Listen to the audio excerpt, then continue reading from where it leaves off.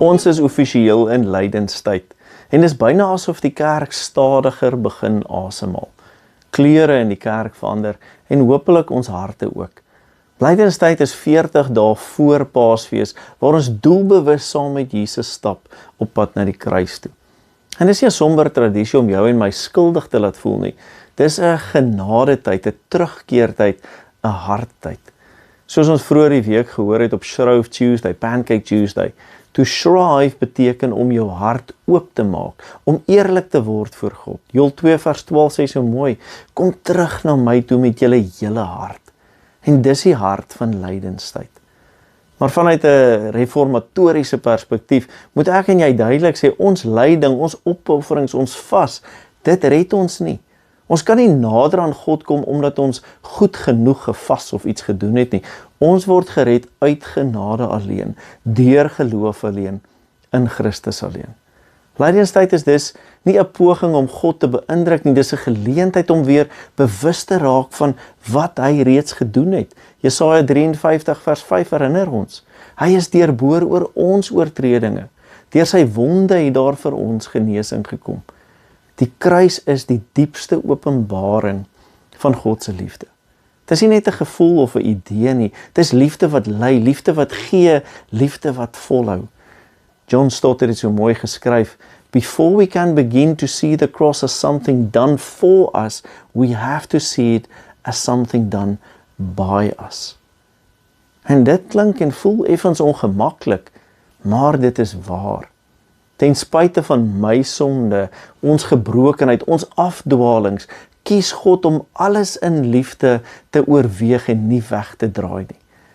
En dit bring ons by hierdie jaar se lydenstyd uitnodiging. Baie mense gee iets op vir lydenstyd, sjokolade of koffie of selfs sosiale media, en dit is goed as dit jou herinner om nader aan God te wees. Maar wat as ons hierdie jaar eerder iets doen? Wat as jy doelbewus besluit, ek gaan God se liefde, wat deur lyding gewys is, deel met een ander persoon. Net een. Een kollega, een familielid, een vriend of vriendin wat swaar dra, een buurman wat stil geword het.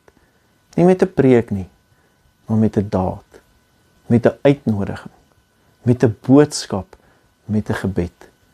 Johannes 3 vers 16 sê, want so lief het God die wêreld gehad, dat hy sy enige gebore seun gegee het.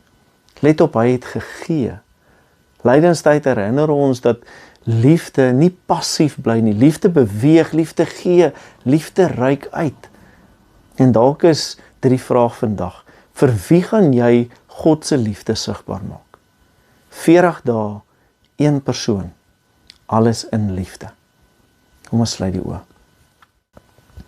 Here Jesus, dankie dat u liefde nie teruggedraai het by die kruis nie. Dankie dat u vir ons gelei en gesterf het uit genade. Wys my in hierdie lydenstyd, vir wie ek u liefde moet deel.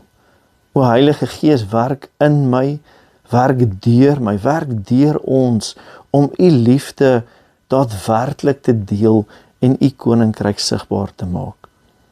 Maak my hande oop, my hart sag en my lewe 'n draer van u liefde. Amen. Dankie dat jy ingeskakel het vandag, en dit is my opregte wens en gebed dat jy God se liefde in hierdie lydenstyd sal ervaar. Dat jy sy liefde in lyding self sal sien en dat jy sal help dat ander dit ook raak sien. Want sy liefde verander lewens. Tot volgende keer. Totsiens.